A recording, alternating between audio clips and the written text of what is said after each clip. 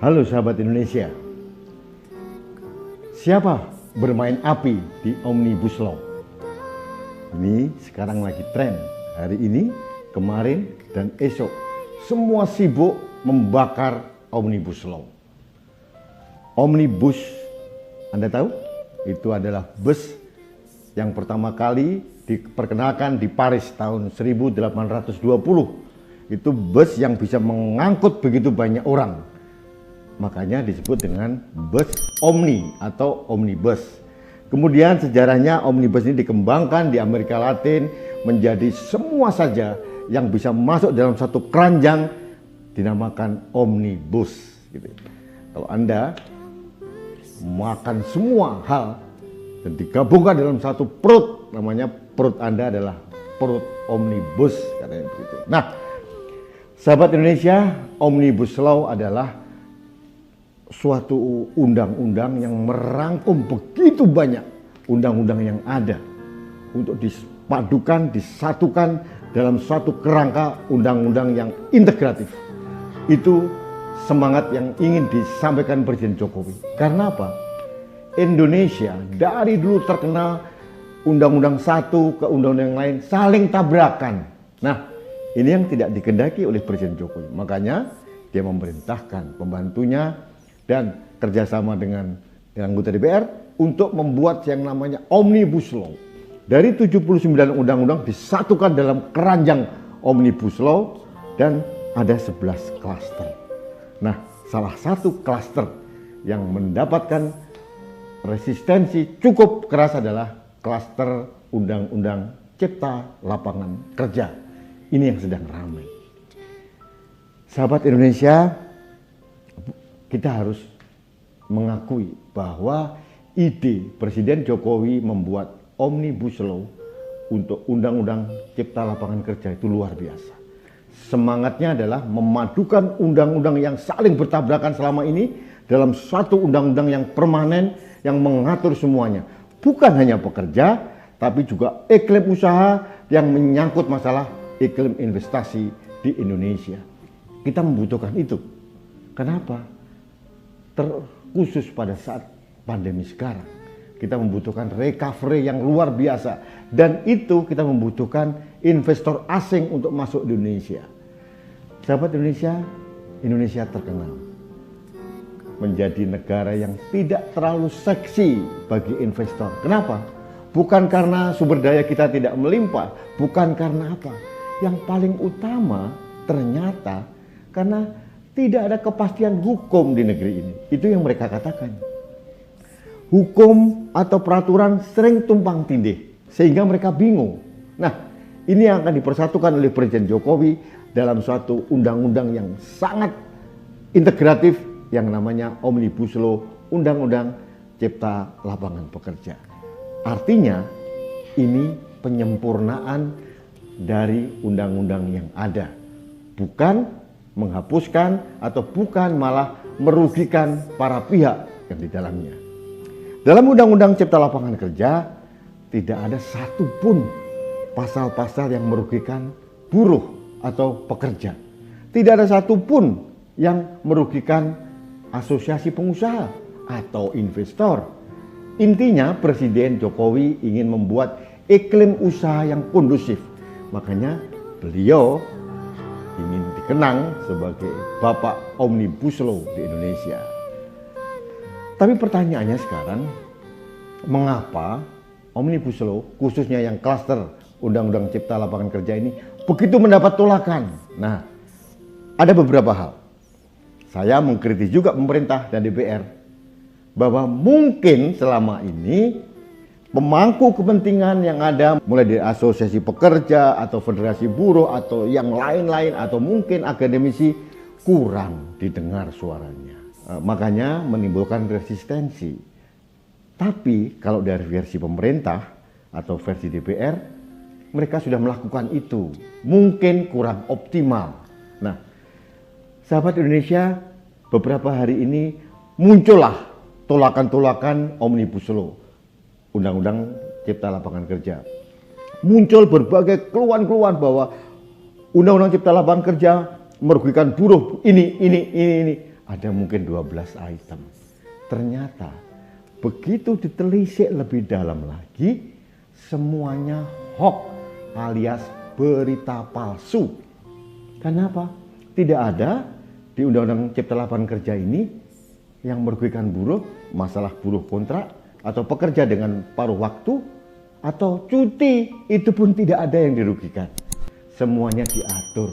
Mungkin mereka kurang teliti dalam membacanya. Nah, yang paling mungkin lagi, ada kelompok tertentu yang menggunakan isu Omnibus Law ini untuk membuat kegaduhan.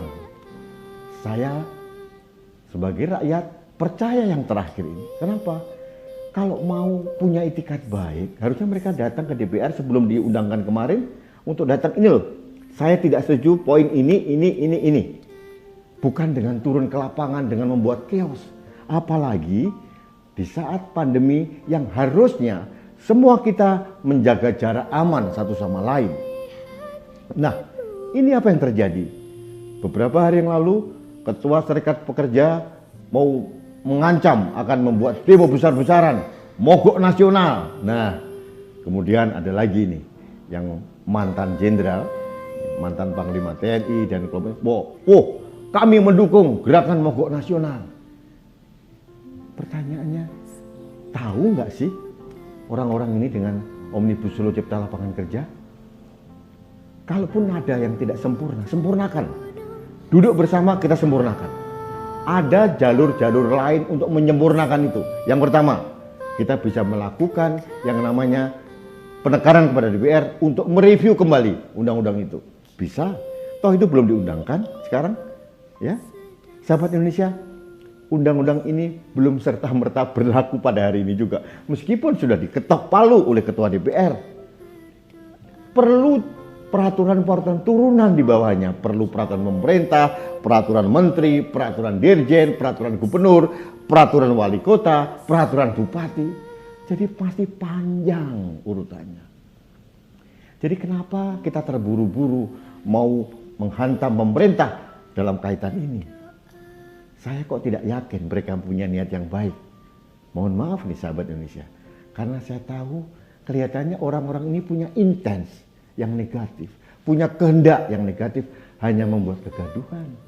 Oke, yang pertama tadi. Yang namanya judicial review. Bisa dilakukan melalui apa? MK. Kalau sebagai warga bangsa atau kelompok warga bangsa tidak setuju dengan undang-undang, kita bisa melakukan uji materi di Mahkamah Konstitusi. Semua ada jalurnya, semua ada jalannya, semua ada mekanismenya. Kenapa itu tidak dilakukan?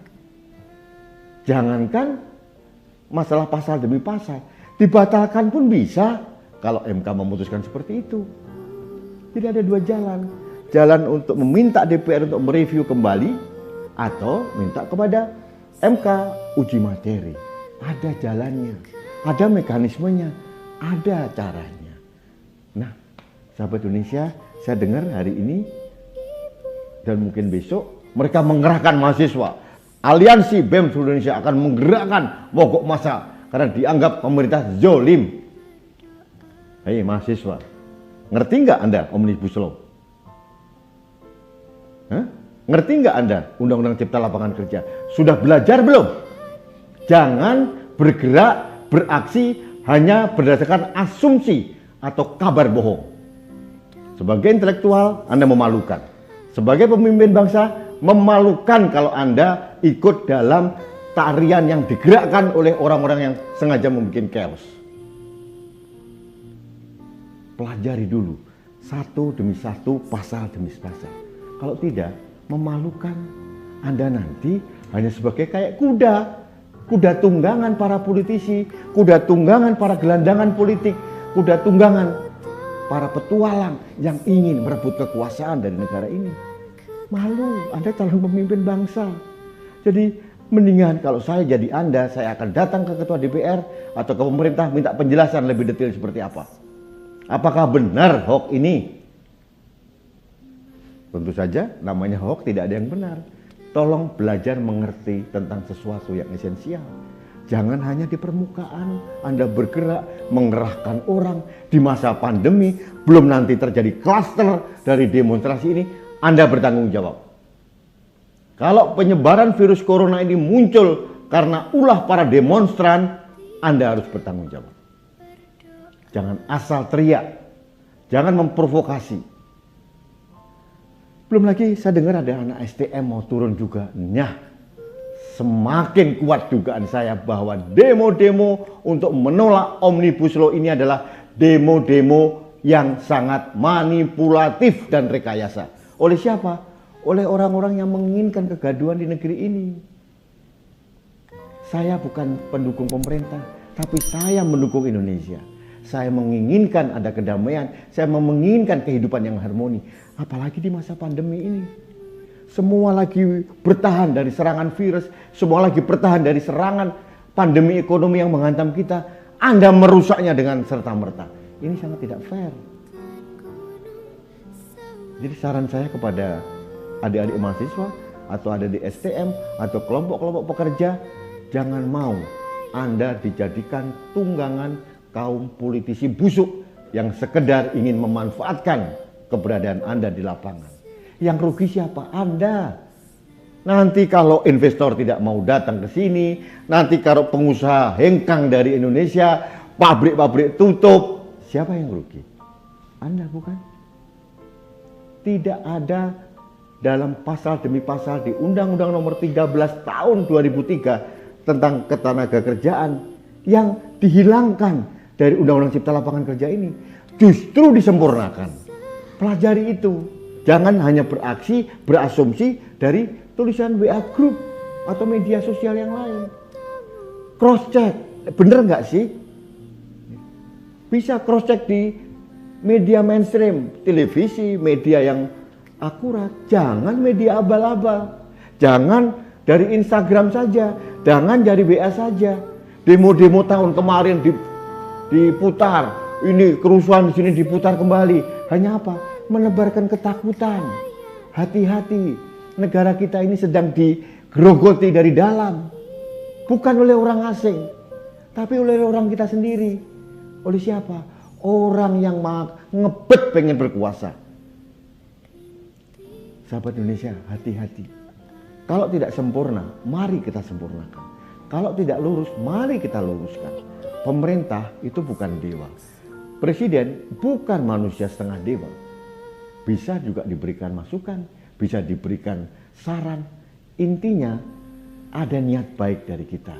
Dan saya mohon maaf ini sahabat Indonesia, saya tidak melihat niat baik dari para pentolan demo, pentolan yang menggerakkan, memobilisasi orang untuk turun ke lapangan di masa pandemi ini. Mereka adalah orang-orang yang tidak bertanggung jawab. Kenapa? Mereka mengorbankan kesehatan para pekerja, mengorbankan para mahasiswa, mengorbankan pelajar STM untuk turun ke lapangan, berhadapan dengan aparat keamanan.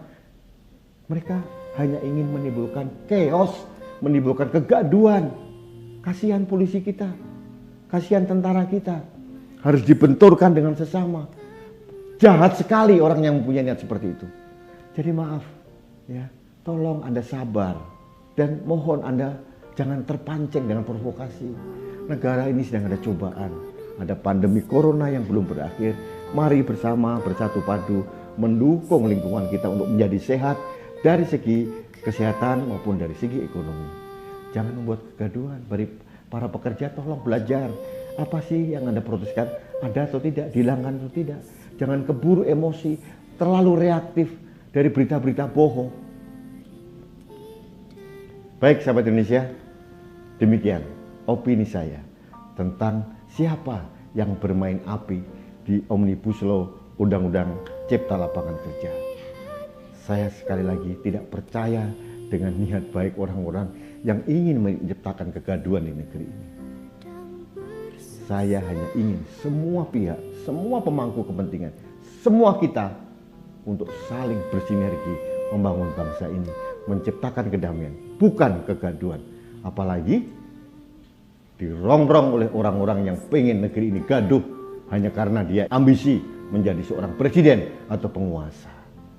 Kalau terjadi instabilitas keamanan di negeri ini, siapa yang rugi?